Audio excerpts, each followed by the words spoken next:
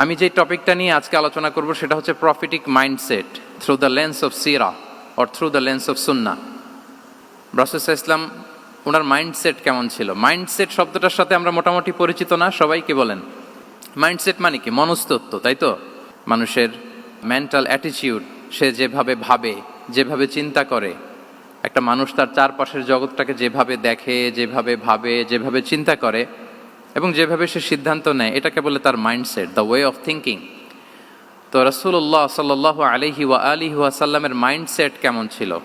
তিনি বিভিন্ন সিচুয়েশনে কিভাবে এই সিচুয়েশনটাকে ডিল করতেন, ওনার অ্যাপ্রোচ কেমন ছিল, কোন পরিস্থিতিতে কিভাবে রিয়্যাক্ট করতেন, কিভাবে রেসপন্স করতেন, কিভাবে থিঙ্ক করতেন, কিভাবে ডিসিশন মেকিং করতেন, এই টোটাল বিষয়টাকে আজকে আমরা prophetic mindset through the lens of সিরাতে কভার করবার চেষ্টা করবো ইনশাআল্লাহ। একটু ভারী টপিক, তারপরে খুব সহজ করে উপস্থাপন প্রেজেন্টেশন করতে পারলে এটা বোঝা যাবে ইনশাআল্লাহ বিইذনিল্লাহ। তাহলে আমি প্রায়ই রাসূল সাল্লাল্লাহু আলাইহি ওয়াসাল্লামের মাইন্ডসেট বোঝানোর জন্য সিরাতে ঢুকে যাব, মানে রাসূল সাল্লাল্লাহু আলাইহি ওয়াসাল্লামের আসিরা আল আতিরা আল মুবারাকা, ওনার বায়োগ্রাফিতে প্রবেশ করব এবং সেখান থেকে রেফারেন্সগুলো শেয়ার করব আপনাদের সাথে, এবং সুন্নাহ থেকে রেফারেন্স শেয়ার করব, যাতে করে আমাদের কাছে ক্লিয়ার হয় যে ওনার মাইন্ডসেটটা কেমন, দৃষ্টিভঙ্গি কেমন। আমরা অনেকে বলি না যে দৃষ্টিভঙ্গি বদলান তো জীবন বদলে যাবে, এটা বলি না আমরা? তার মানে এটা খুব গুরুত্বপূর্ণ, মাইন্ডসেট খুব গুরুত্বপূর্ণ। আমরা প্রফিটিক মাইন্ডসেট নিয়ে কথা বলবো ইনশাআল্লাহ। আমি আমার রিসার্চে 12টা মাইন্ডসেট খুঁজে পেয়েছি, based on my personal research. আরও কিছু মাইন্ডসেট থাকতে পারে, কিন্তু মেইনলি ঘুরে ফিরে এই 12টার মধ্যেই সীমাবদ্ধ রাসূল সাল্লাল্লাহু আলাইহি ওয়াসাল্লামের মাইন্ডসেট। সেই 12টা মাইন্ডসেট কি কি, আমি পয়েন্টগুলো উল্লেখ করে আমি মূল আলোচনাতে প্রবেশ করছি। প্রথম হচ্ছে গড সেন্ট্রিক মাইন্ডসেট, 2 নম্বরে ভিশন ওরিয়েন্টেড, 3 নম্বরে উইজডম ড্রিভেন, 4 নম্বরে রিফর্ম সেন্ট্রিক, 5 নম্বরে ওপেন মাইন্ডেড, 6 নম্বর এন্টারপ্রেনাল, 7 নম্বর কনসিডারেট, 8 নম্বর ট্রান্সপারেন্ট, 9 নম্বর এপ্রিসিয়েটিভ, 10 নম্বর হচ্ছে ফ্লেক্সিবল, 11 নম্বর অপটিমিস্টিক, 12 নম্বর হচ্ছে resilient. Based on my research, আমার ক্ষুদ্র গবেষণা আমি খুঁজে পেয়েছি যে রাসূল সাল্লাল্লাহু আলাইহি ওয়াসাল্লাম এই ধরনের মানসিকতার অধিকারী ছিলেন, এই অ্যাপ্রোচের অধিকারী ছিলেন। প্রথম যেই মাইন্ডসেটটা নিয়ে আমরা আলোচনা করব সেটা হচ্ছে গড সেন্ট্রিক মাইন্ডসেট বা আল্লাহ সেন্ট্রিক মাইন্ডসেট। অর্থাৎ রাসূল সাল্লাল্লাহু আলাইহি ওয়াসাল্লাম যে কোনো কাজে তিনি আল্লাহ তাআলাকে ফিল করতেন, সব কিছু ছিল আল্লাহ তাআলা কেন্দ্রিক।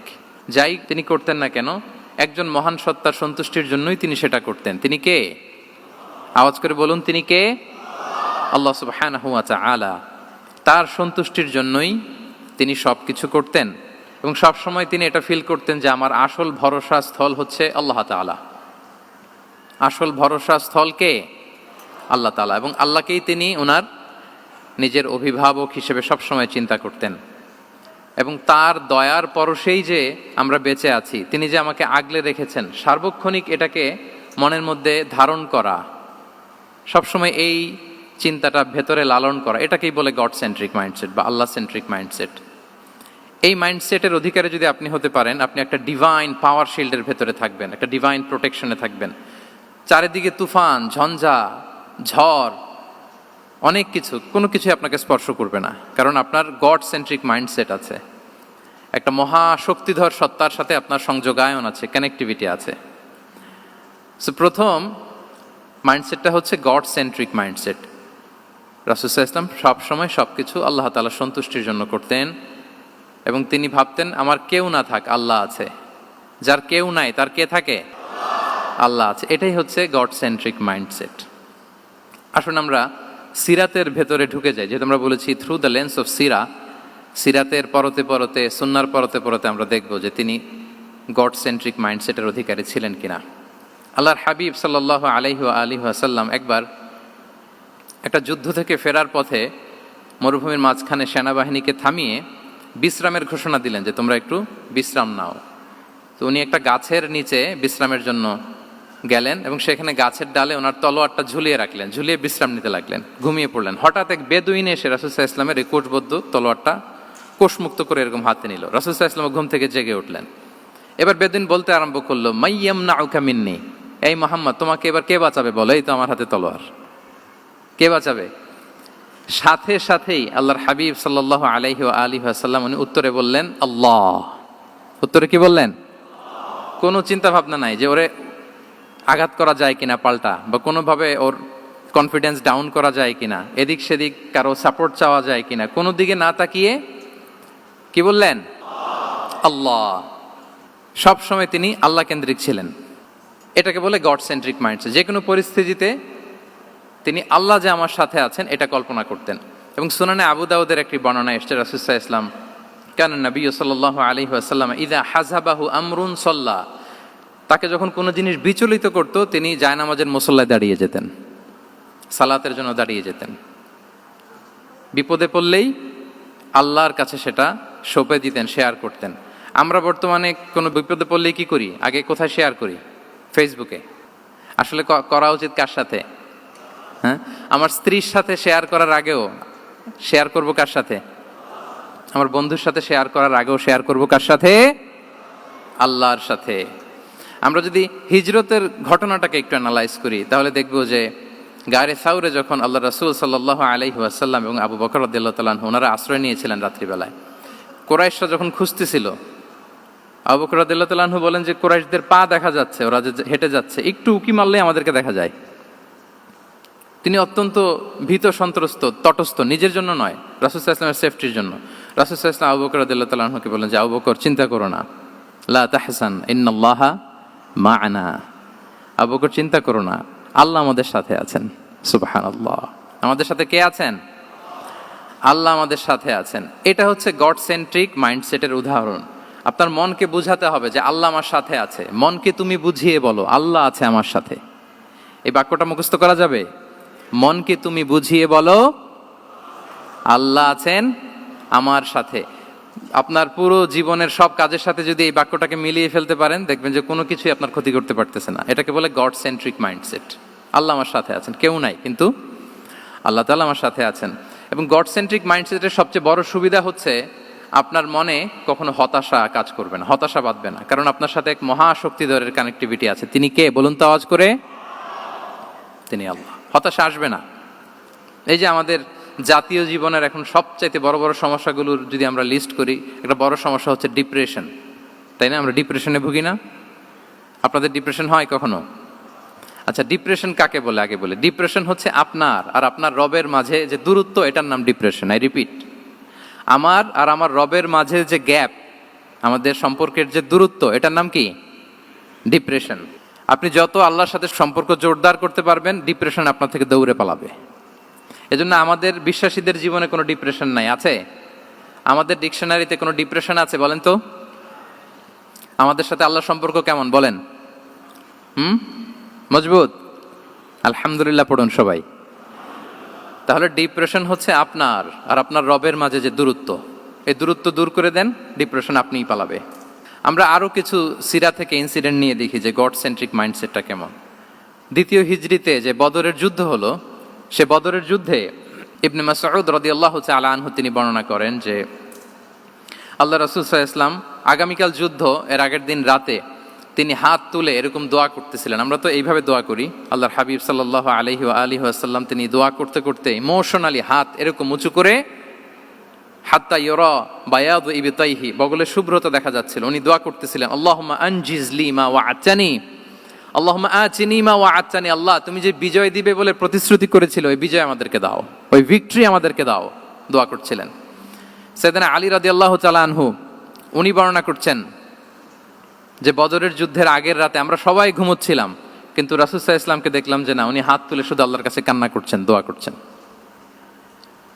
আবু বকর রাদিয়াল্লাহু তাআলা আনহু উনি বলেন যে আমি যে দেখলাম যে তিনি ফজর পর্যন্ত দোয়া চালিয়েই যাচ্ছিলেন, দোয়া চালিয়েই যাচ্ছিলেন, দোয়া কন্টিনিউ করছিলেন তিনি।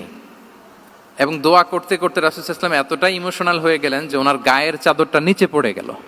আবু বকর রাদিয়াল্লাহু তাআলা আনহু যে বলেন ইয়া নবী আল্লাহ কাফাকা মুনাশাদাতুকা রাব্বাক ফাইন্নাহু সায়ুনজিজু লাকা মা ওয়া'দাক, হে নবী যথেষ্ট, এনাফ ইজ এনাফ, অনেক হয়েছে নবী, আন্না, আর কাঁদতে হবে না, আপনার রব আপনাকে ভিক্টরি বা বিজয় দান করবে ইনশাআল্লাহ। তাহলে দেখেন, যুদ্ধের আগের রাতে সেনাপ্রধান কি করে? এই কৌশল ওই কৌশল, কোন দিক দিয়ে অ্যাটাক করা যাবে, ওয়ার স্ট্র্যাটেজি ঠিক করে, তার সাথে যারা আছে তাদের সাথে পরামর্শ করে। কিন্তু রাসূল সাল্লাল্লাহু আলাইহি ওয়াসাল্লাম সব কিছু সেট করে দিয়ে কার সাথে কানেক্টিভিটি গড়েছেন বলুন তো? আল্লাহর সাথে। This is called God centric mindset, আল্লাহ সেন্ট্রিক মাইন্ডসেট।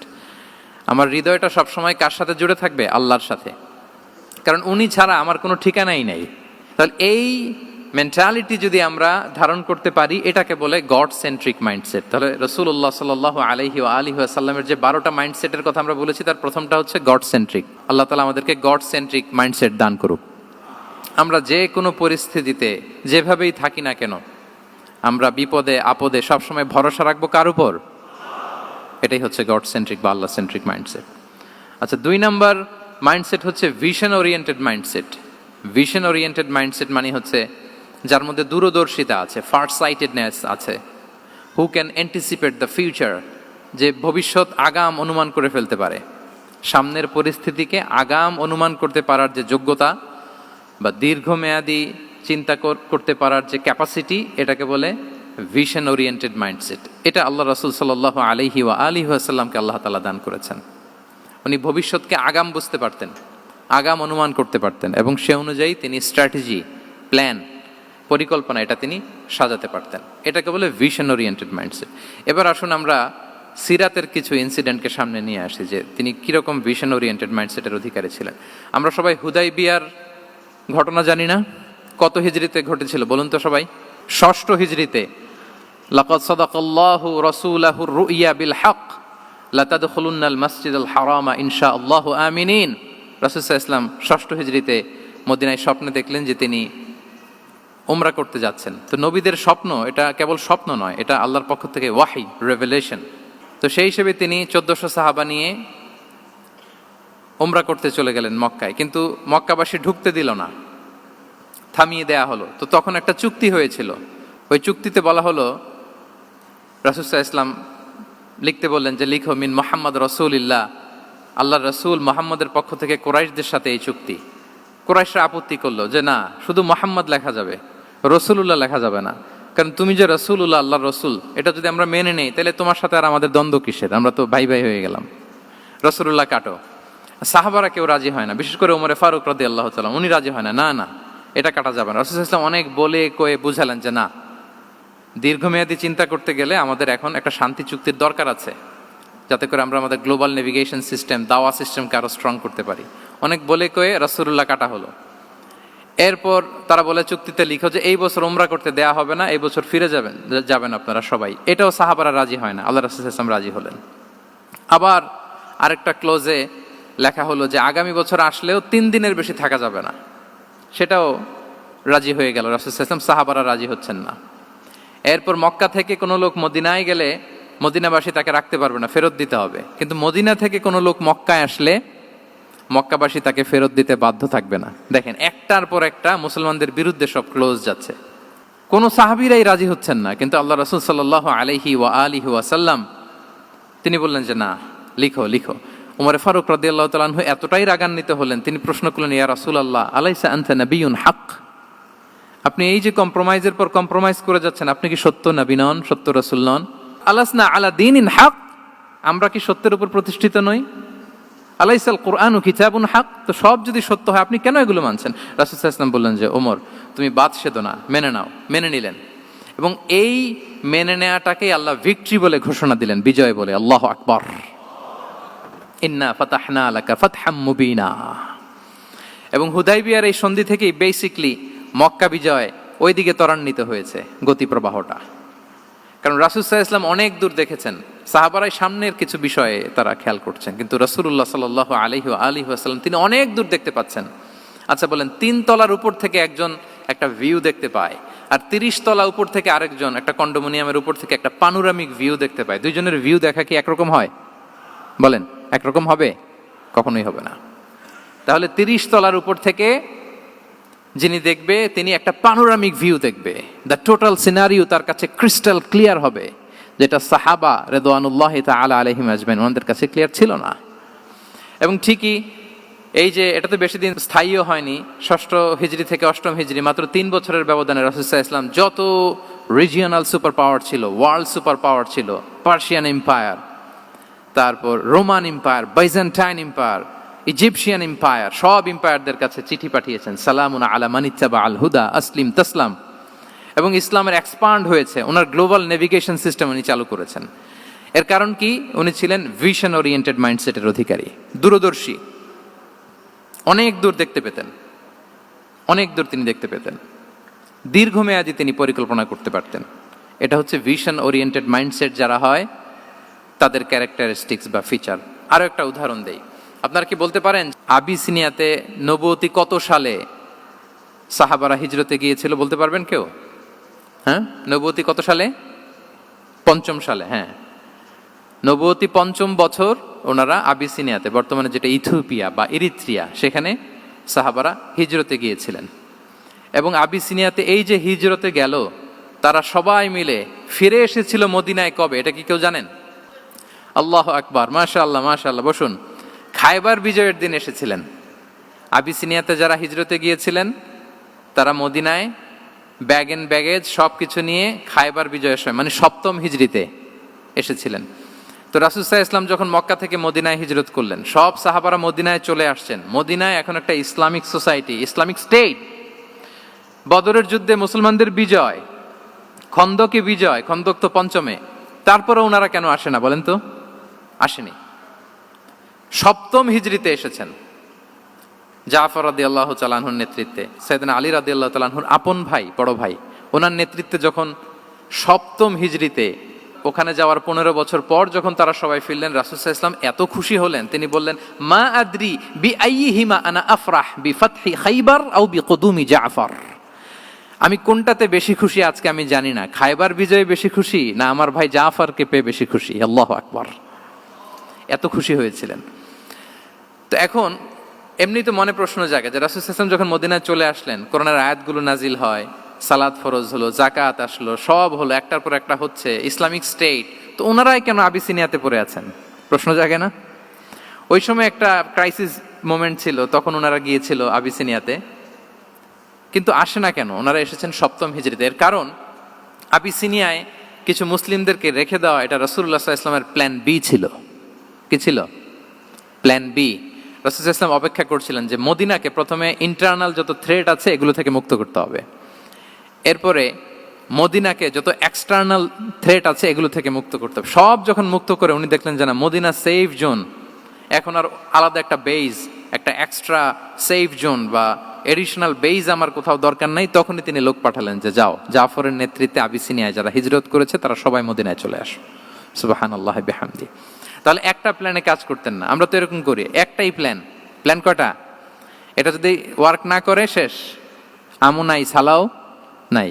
কিন্তু রাসূলুল্লাহ সাল্লাল্লাহু আলাইহি ওয়া আলিহি ওয়াসাল্লামের প্ল্যান এ ছিল, প্ল্যান বি ছিল, প্ল্যান সি ছিল। প্ল্যান এ ওয়ার্ক না করলে প্ল্যান বি তে যেতেন, বি ওয়ার্ক না করলে সি তে যেতেন, এইভাবে তিনি কাজ করতেন। তাহলে এটা হচ্ছে বেসিকলি ভিশন ওরিয়েন্টেড মাইন্ডসেটের অধিকারী যারা, তারা এটা করে, যারা ফিউচারকে অ্যান্টিসিপেট করতে পারে, আগাম অনুভব করতে পারে যে কি হতে পারে সামনে। এই যে বাংলাদেশের বিভিন্ন প্ল্যান পরিকল্পনায় আমরা দেখা যায় যে এখান দিয়ে একটা ব্রিজ করে পরে ভাঙতে হয়, রাস্তা একটা তৈরির পরে ভাঙতে হয়, কোথায় এক টানেল হয়ে আছে প্রতি মাসে মাসে এখন লস হয়, তারপর 1 ঘন্টা বৃষ্টি হলে পুরো ঢাকা শহর এটা বন্যা হয়ে যায়। এগুলো হচ্ছে একাধিক প্ল্যান না থাকা, ভিশনারি অ্যাটিটিউডের অধিকারী না হওয়ার কারণে এই ঝামেলাগুলো আমাদের হচ্ছে।